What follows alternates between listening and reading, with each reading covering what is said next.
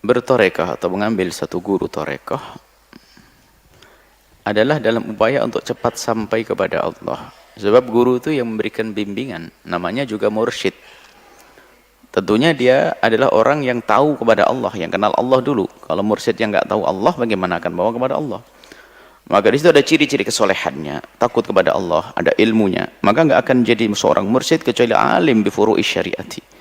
Nggak akan jadi mursyid dalam torekah syekh kecuali dia alim urusan ilmu zahir. Jangan hanya ngaku-ngaku ilmu batin tok, tapi nggak pernah punya sejarah ilmu zahir, nggak ada. Itu kata Syekh Amin Qurti, nggak mungkin seorang mursyid kecuali dia harus alim fi furu'i syariati, urusan halal haram. Kemudian jika dia mengerti tentang bagaimana murabbi, ya'ribi halid talib halil murid, dia bisa mencermati keadaan murid karena memang kebersihan hatinya. Maka dari dua hal ini, ilmunya ada, kemudian dia punya amal, kemudian dia mengetahui, baru nanti memberikan pengarahan. Maka pengarahnya harus kita dengar dong. Akan tapi kami masih teringat apa yang disampaikan oleh Dr. Muhammad Said Ramadan Al-Buti waktu itu, cerita tentang dalam salah satu bukunya tentang guru tasawuf. Banyak sekarang syekhut thariqah yang ngaku syekh thariqah, jadi murid saja nggak pantas. Jadi syekh-syekh palsu. Dan syekh palsu itu adalah pembegal, bukan penyambung, penyampai kepada Allah, qutta'ut thariq, begal. Makanya ada berguru thariqah itu harus benar dong. Ilmunya harus ada dong. Karena kita duduk dengan dia bukan pengen diajari zikir saja, halal haram pun harus kita dijauhkan. Nah, jadi kalau kita bertorekoh itu bukan hanya untuk bab zikir saja, ya bab yang lainnya harus ada. Nah, kemudian bagaimana, apakah kita bisa mengikuti semua petunjuknya? Ya manusia nggak semuanya mampu dong.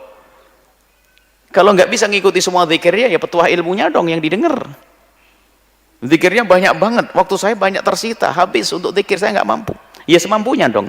Itu kan zikir-zikir banyak itu adalah sunnah.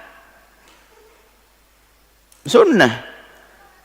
Cuman sebagai seorang murid yang punya wafa kesetiaan, ya sebisa mungkin, karena dia telah berguru, anggap saja ini berbaiat mengikuti guru tersebut, ya ikuti dong petuahnya.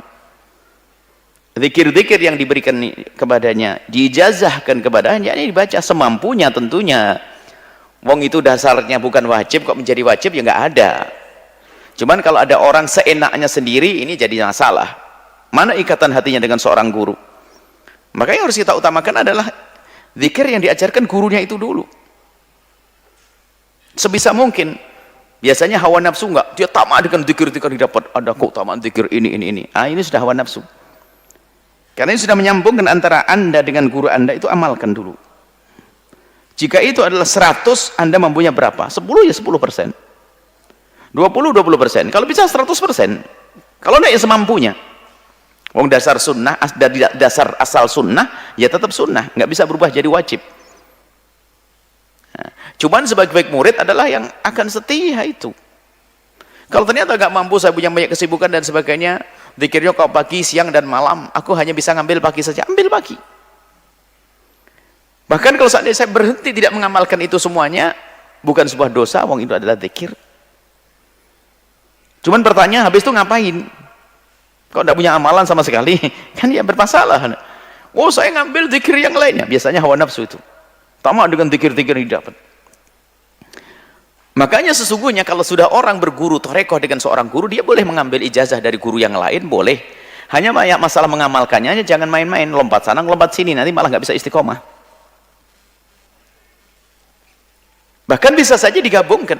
Ada torekoh misalnya, selama ini ada torekoh Qadiriyah, Naqsyabandiyah, Rifaiyah, dan sebagainya, dengan zikir-zikir khususnya. Bolehkah saya mengambil ijazah dari zikir? Misalnya saya seorang pengambil torekoh Qadiriyah. Bolehkah saya mengambil ijazah dari torekoh Naqsyabandiyah atau Rifaiyah? Boleh. Atau misalnya saya seorang torekoh Qadiriyah, bolehkah saya mengambil ijazah torekoh Alawiyah dengan mengambil misalnya Ratibul Haddadnya? Oh boleh. Dan bolehkah saya mengamalkan? Boleh, tidak bertentangan kok. Torekoh Qadiriyah ada waktu berzikirnya, torekoh Alawiyah waktu yang beda, boleh menggabungkan semuanya, boleh mengamalkannya, sah-sah saja. Jadi bukan berarti kalau sudah bertorekoh ini nggak boleh yang ngambil ijazah dari yang lain, nggak boleh. Yang nggak boleh adalah main-main. Dan yang terpenting daripada berguru adalah ikatan hati. Itu akan menjadikan Allah akan berikan satu hal yang luar biasa besar, yang sifatnya maknawi. Baik, kalau ingin dibatalkan, kalau ingin dia berhenti, ya nggak ada masalah, tidak dosa, karena itu adalah amalan sunnah. Tapi ada yang nggak bisa ditinggalkan adalah apa? Ilmu, sisi ilmu bukan sisi amalan. Sisi ilmu petunjuk dari guru, ini halal, ini haram. Kalau haram ya jangan dilawan, kan begitu. Harga mati, haram, tidak boleh. Makanya guru mursyid itu harus punya ilmu syariat. Bukan hanya ngajari berzikir saja, enggak. Syekh Abdul Qadir Jailani ini kan kepada Syekh Abdul Qadir Jailani inilah dinisbatkan Thariqah Qadiriyah. Apakah Syekh Abdul Qadir hanya ngajari zikir saja? Oh enggak. Beliau itu berfatwa dengan dua madhab, bukan satu madhab. Fatwa bukan sekedar belajar fikih, dengan madhab Hambali asal madhab beliau, dan madhab Syafi'i karena alimnya beliau. Dua madhab. Syekh Abdul Qadir Jailani. Nah, jangan sampai guru Thariqah Qadiriyah misalnya nggak pernah punya latar belakang pendidikan, ya itu bisa jadi guru Thariqah palsu itu. Hanya karena orang tuanya meninggal dunia, langsung dia dikasih sorban di kepalanya, langsung guru Thariqah. Ada Thariqah Syadiliyah, Thariqah Tijaniyah. Jangan dirusak. Harus punya ilmu. Karena namanya mursyid, memberikan petunjuk. Nah, jika guru Anda orang yang seperti itu, mursyid yang sesungguhnya, ya Anda dengar fatwa halal haramnya. Jadi bukan saja sisi amal, sisi petunjuk-petunjuk yang lainnya, isyarat-isyarat yang lainnya Anda dengar. Seperti itu. Adapun amalan jika Anda tidak mampu, bukan sebuah kesalahan, selagi itu bukan haram, tidak akan menjadi haram. Selagi bukan kewajiban syar'i, maka tidak menjadi sebuah dosa. Tapi sebaik-baik murid adalah yang tetap berusaha untuk istiqomah. Dan perlunya guru ya itu ngikat. Kalau pakai guru nggak istiqomah, baca ini besok baca ini, besok baca itu, kan begitu. Tapi karena kita punya guru, lihat. Yang misalnya Thariqah Alawiyah, Anda rutin ba'dal maghrib ratibul haddad, ini Thariqah. Thariqah Qadiriyah besok buah zikir ini. Jadi ada pengikat. Kalau enggak ibu bar. Wong kita golongan orang malas kok. Kalau tidak dibimbing oleh guru, nanti setelah itu pun ada pengecesan lagi kan. Ada kalau di Thariqah Qadiriyah Naqsyabandiyah misalnya setiap malam Senin apa itu kawajik apa istilah bertemu lagi dengan gurunya untuk berzikir, itu dicas kembali. Dan seperti itulah seharusnya. Dan bagi yang tidak ikut Thariqah bukan berarti tidak akan bisa sampai kepada Allah, tapi biasakan istiqomah.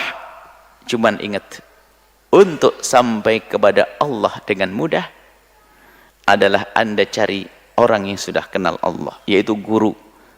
Kalau kita ingin pergi ke sebuah tempat, daripada kita nyari sendiri, ya. Cuman kan kalau zaman dulu kan namanya dalal, pemberi petunjuk. Sekarang kan Google, kan gitu ya. Ada yang beri petunjuk, daripada nyari sendiri susah. Tapi harus siapa yang lebih tahu tentang jalan. Bahkan hari ini pun Google masih kalah dengan orang yang tahu jalannya, bisa tahu jalan tikus ibaratnya begitu, kan begitu. Sini. Itulah mursyid itu memberi petunjuk kita sampai kepada Allah. Wallahu a'lam bishawab.